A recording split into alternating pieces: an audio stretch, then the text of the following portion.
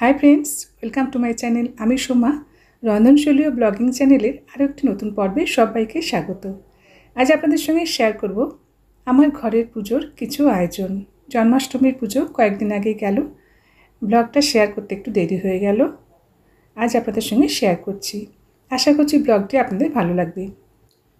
জন্মাষ্টমীর দিন সকালে ঘরের নারুগোপালের জন্য কিছু ভোগ আমি নিবেদন করেছিলাম, তারই কিছু ভিডিও আপনাদের সঙ্গে শেয়ার করছি।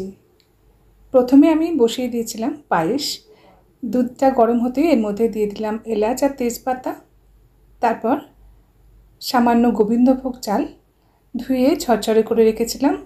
1 চামচ ঘি দিয়ে সেটাকে একটু মাখিয়ে নিয়ে তারপর দুধের মধ্যে দিয়ে দিলাম।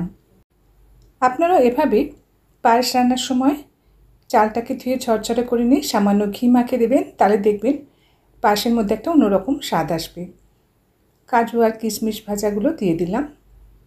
কিছুক্ষণ পরেই স্বাদ মতো চিনি দিয়ে দিলাম। পায়েস রেডি হয়ে গেছে। উপর থেকে এলাচগুলো ছড়িয়ে দিলাম।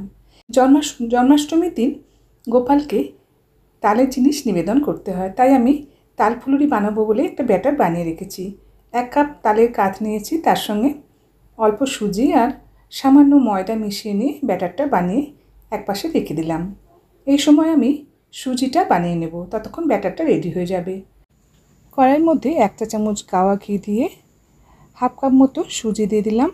তারপর 2টো এলাচ দিয়ে হালকা ভাজা ভাজা করে নিতে হবে। 2 বাটি দুধ দিয়ে দিলাম। সুজিটা সামান্য ফুটে উঠলে যখন হালকা সিদ্ধ হয়ে যাবে এর মধ্যে দিয়ে দিচ্ছি পরিমাণ মতো চিনি। চিনিটার সঙ্গে ভালোভাবে মিশিয়ে দিয়ে দেবো একটা তেজপাতা আর আধ ভাঙা কয়েকটা কাজু। তারপর আরও কিছুক্ষণ রান্না করে নিলেই রেডি হয়ে যাবে আজকে সুজির হালুয়া। এবার বানিয়ে নেব তালের বড়াগুলো। ব্যাটার রেডি হয়ে গেছে। এবার তেল গরম করে ছোট ছোট করে ফুলুরির আকারে বড়াগুলোকে ভেজে তুলে নিলাম। জন্মাষ্টমীর দিন আমরা সবাই তালের ফুলুরি বা তালের মালপোয়া এই জাতীয় ভোগ গোপালের জন্য নিবেদন করে থাকি। কয়েকটা বেগুন ভেজে নিয়েছি আর লুচি বানিয়ে নিয়েছি। এছাড়া আলু আর ফুলকপির একটা তরকারিও বানিয়ে নিয়েছি।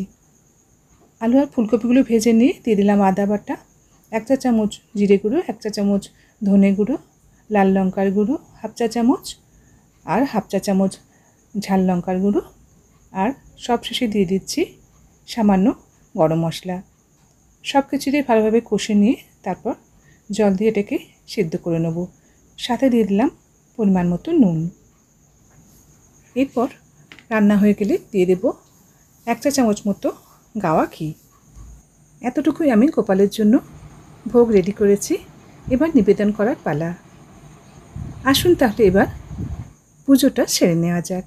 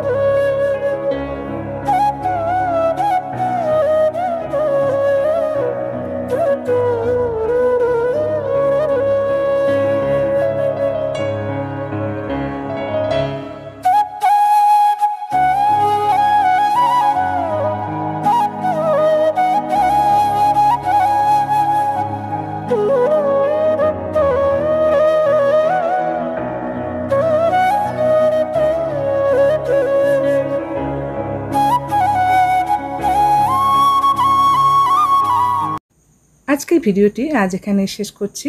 যদি ভালো লাগে অবশ্যই একটা লাইক করে দেবেন। নতুন বন্ধুরা চ্যানেলটি সাবস্ক্রাইব করে পাশে থাকার অনুরোধ রইল। অবশ্যই বেল আইকনটি পুশ করে দেবেন, তাহলে আমার নতুন নতুন ভিডিও আপনার কাছে খুব সহজেই পৌঁছে যাবে। আবার আসবো নতুন ভিডিও নিয়ে। আজ তাহলে আসি। Bye bye, take care.